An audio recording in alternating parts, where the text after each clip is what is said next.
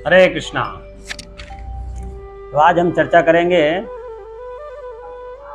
भगवान हमारे द्वारा चढ़ाए गए भोग को क्या ग्रहण करते हैं।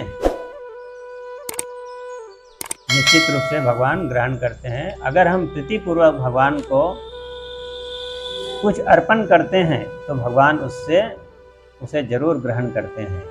अगर उसमें प्रेम नहीं हो तो नहीं ग्रहण करते हैं। जैसे कि हम मंदिर में जाते हैं तो कुछ फूल लेके जाते हैं, कोई फल लेके जाते हैं, कोई मिठाई लेके जाते हैं। उनका भगवान के प्रति कुछ तो प्रेम रहता है, कुछ आदान प्रदान रहता है, तभी वो लेकर के जाते बड़े प्रीतिपूर्वक फूल, तुलसी, फल, भगवान के लिए मिठाई इत्यादि। तो भगवान उसे निश्चित रूप से ग्रहण करते हैं क्योंकि प्रेम है। लेकिन अगर प्रेम न हो तो उसे ग्रहण वो नहीं करते हैं। उदाहरण के लिए दुर्योधन, भगवान जो है पांडवों की ओर से एक परामर्श लेकर के गया था, समझौता लेकर के गए थे कि पांडवों को पूरा राज्य न देकर केवल 5 गांव दे दिया जाए, जिससे वो लोग भी अपना जीवन निर्वाह कर सके। लेकिन भगवान के प्रस्ताव को उन लोगों ने, दुर्योधन ने विशेष रूप से अस्वीकार कर दिया। लेकिन इससे पहले जब उनको जब मालूम हुआ कि वासुदेव कृष्ण हस्तिनापुर में हमारी सभा में आ रहे हैं, तो वासुदेव की स्वागत के लिए राज्य के द्वार पर, गेट पर, प्रमुख द्वार पर बहुत सेना के साथ में कुछ लोगों को लेकर के उनका स्वागत करने के लिए गए थे।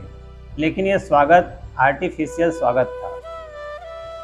उनके अंदर में कपट भाव को वो लोग अंदर दबा के रखे थे। भगवान को इससे कुछ फर्क नहीं पड़ता, उनको इस चीज़ की सब जरूरत नहीं था। वो सब जानते थे, वो अंतर्यामी हैं। लेकिन जब वहाँ आए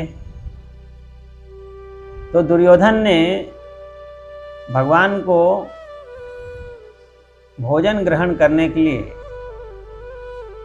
दुशासन का जो महल था वो बहुत विशेष अद्भुत महल था। उनके महल में 56 भोग खाने का, व्यंजन का व्यवस्था किए थे, जिससे कि वासुदेव जो है वहाँ जब पर जाएंगे तो वहाँ पर 56 भोग, व्यंजन और इतना सुंदर महल में शान शौकत ऐश्वर्यशाली स्थान पर बैठ करके बड़ा हॉल में खाएंगे।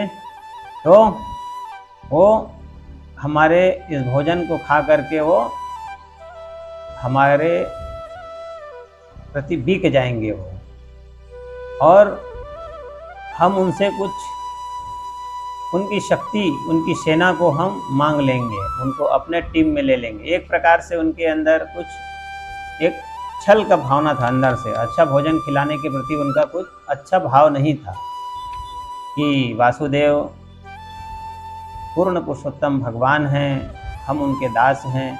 हमारा अहोभाग्य कि आज भगवान हमारे द्वार पर आए हैं, हमारे घर में, दास के घर में आए हैं, तो हमें यथाचित बड़े प्रीतिपूर्वक उनकी सेवा करनी चाहिए।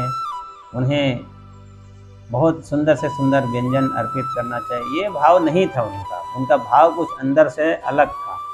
बाहर से दिखा रहे थे भोजन खिला करके कि हम बहुत आदर कर रहे हैं उनका, ये आर्टिफिशियल उनका स्वागत था। लेकिन आंतरिक भाव उनका अच्छा नहीं था। आंतरिक भाव उनका ये था कि वासुदेव की जो शक्ति थी वो हम उनको भोजन खिला करके, बहला फुसला के उनको अपने कब्जे में ले लेंगे, हमारी तरफ आ जाएगा, हमारी तरफ बोलने लग जाएगा, हमारी चापलूसी करने लग जाएगा। यही एक ऐसा व्यक्ति है जो अक्सर पांडवों का पक्ष लेते रहता है।